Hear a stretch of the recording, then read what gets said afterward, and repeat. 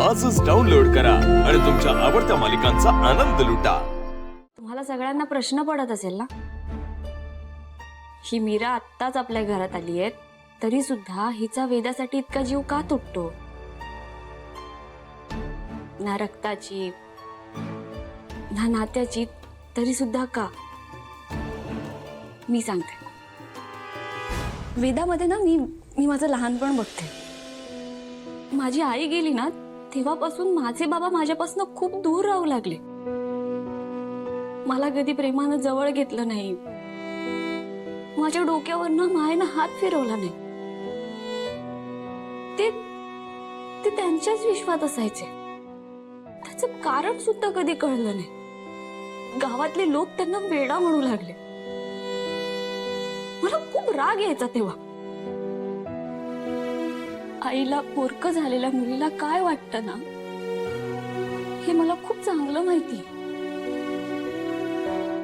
आपल्या नात्याचं पुढे काय होईल मला माहित नाही। पत्नी म्हणून तुम्ही मला स्वीकाराल का? पत्नी म्हणून मी तुमच्या मनात जागा मिळवू शकेल का, मला खरंच माहित नाही।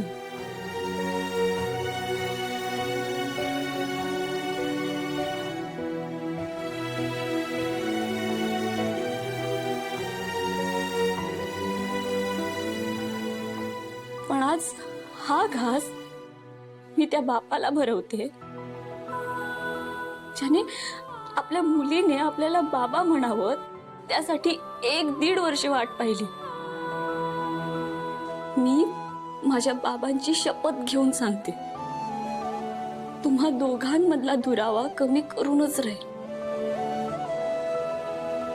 मला माहित आहे ते इतकं सोपं नाहीये।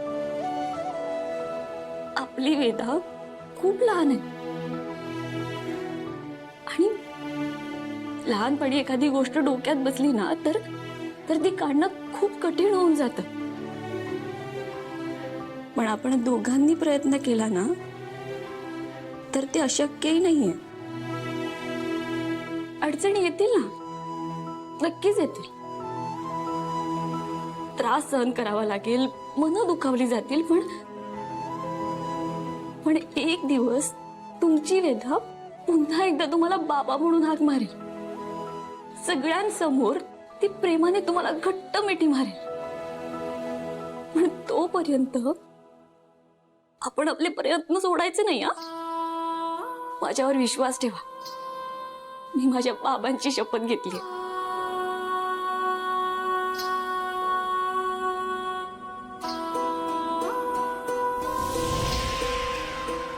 बापाला रडण्याची मुभा नसते।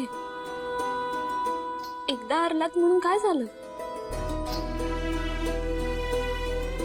डोळे पुसा आणि पुन्हा एकदा आपल्या वेदाला आपलंसं करण्याचा प्रयत्न करा ना। बायको म्हणून नाही, पण एक माणूस म्हणून मी नेहमी तुमच्या सोबत असेल।